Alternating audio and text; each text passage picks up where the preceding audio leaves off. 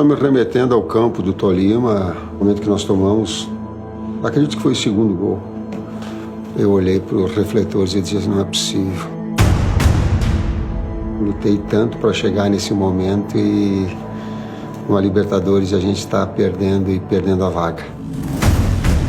É uma pena, nossos torcedores tristes e nós também. Vergonha! Time sem vergonha! Aquele sonho, ele estava desfeito. Algumas pessoas invadiram o CT e depredaram mais de 10 carros. Não conseguimos treinar nos dias subsequentes. E aí começou uma reconduta, mas foram bastante difíceis, sim.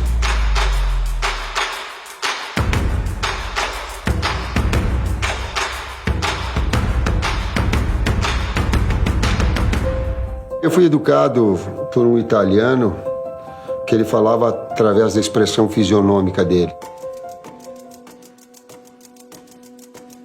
Pouco sorriso, mas muita educação, muito exemplo. E o esporte, através dele, me educou. Jogávamos com ele, foi meu primeiro técnico. Futebol, todo dia da semana, na escola, em casa e no fim de semana. A comunidade toda se reunia para jogar futebol. Era o grande fascínio, era desenvolver a semana para chegar nesses dias que o esporte pudesse nos reunir. A gente acorda futebol, almoça futebol e dorme futebol. E era incrível, né? A gente acompanhava todos os jogos, comentávamos sobre os jogos. Iniciou a carreira dele tentando no Juventude. O Juventude ele jogava de zagueiro. Depois fui pro Caxias, via sub-17, sub-20, era tudo uma categoria só. E eu jogando uma preliminar no estádio Alfredo Jaconi, refletor, aquela atmosfera toda. Mobilizava até a torcida do Caxias para ir antes e ver que ele tinha boa possibilidade de ir para o profissional. E ele acabou indo com 17 anos. Ele fez uns bons campeonatos e ele fez um brasileiro, um jogo contra a Portuguesa no Canindé. Foi um jogo excelente dele. E ele foi contratado pela Portuguesa como um falso ponta esquerda. Daí da Portuguesa e ele acabou indo para o Guarani de Campinas. No Guarani de Campinas ele ficou 5 anos, mas foi marcado por lesões. Lesão de cruzado anterior do joelho direito, depois do joelho esquerdo. Era muito dramático porque quando se pensava que ele estivesse se recuperando, ele aparecia de novo com as muletinhas e eu digo mais uma.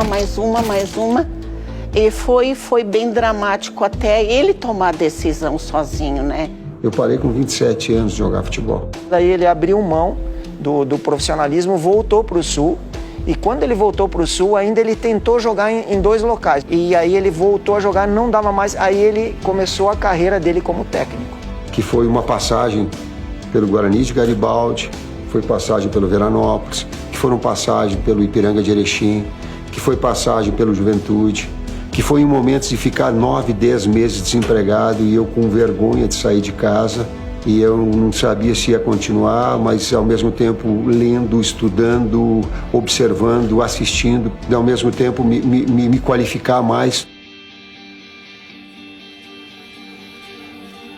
45 dias nos Emirados e trocou um time que iria disputar o Mundial Interclubes pelo desafio de voltar ao Corinthians. Começamos o Campeonato Brasileiro, um campeonato muito difícil. Aí eu já tive tempo de trabalhar e mostrar um pouco da minha cara, daquilo que eu pensava de futebol, com algumas contratações, com uma metodologia diferente. Aí com o entrosamento maior dos atletas nós batemos campeões brasileiros. O primeiro título brasileiro do Tite.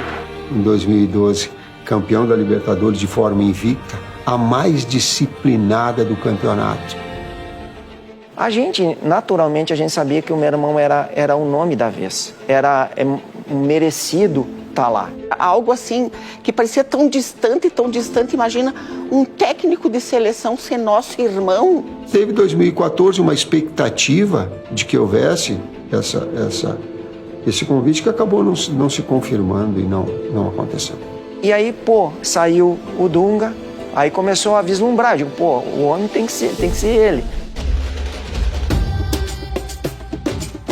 De repente deu que era ele. Finalmente, Tite foi apresentado como novo técnico da seleção.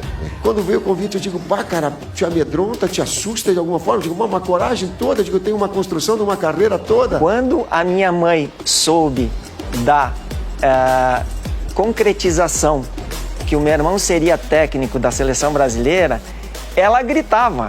Eu comecei a chorar, a guria me abraçou e dizia, mas dona Ivone. É uma grande realização estar técnico da seleção. Eu disse estar técnico da seleção brasileira.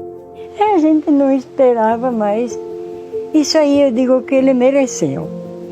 Pela pessoa que ele é, não porque ele é meu filho. Não é por isso. É porque ele é com todo mundo. Antes do atleta profissional existe um ser humano. E é sempre esse lado que eu procuro enaltecer os atletas. E esse eles merecem todo o meu respeito. Quando ele tá na televisão, tu diz não. É ele verdadeiramente como ele é na rotina, no dia dele. Então, esse aprendizado que eu tive na carne com o ex-atleta, eu passo. Talvez esse tenha sido o maior legado de aprendizado meu enquanto ex-atleta. É a escolha que eu fiz, a escolha de ser orgulhoso. Nós somos a melhor equipe.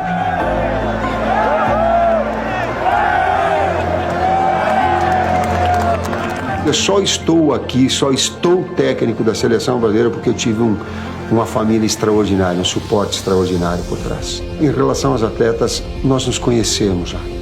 Nós estamos muito fortes. A segunda colocada da Argentina, nós temos 13 gols mais que a Argentina. Mais de 80 atletas convocados. Teve tempo de ganhar, de perder, de jogar médio, de jogar baixo, batendo todos os recordes históricos. Esse que é o clímax, que é o máximo. O mundial é o máximo. Para ter a responsabilidade, mas ter a alegria para apresentar o melhor futebol que nós estamos tendo. A gente está muito próximo de vencer, a gente está muito próximo de uma final, a gente está muito próximo do título.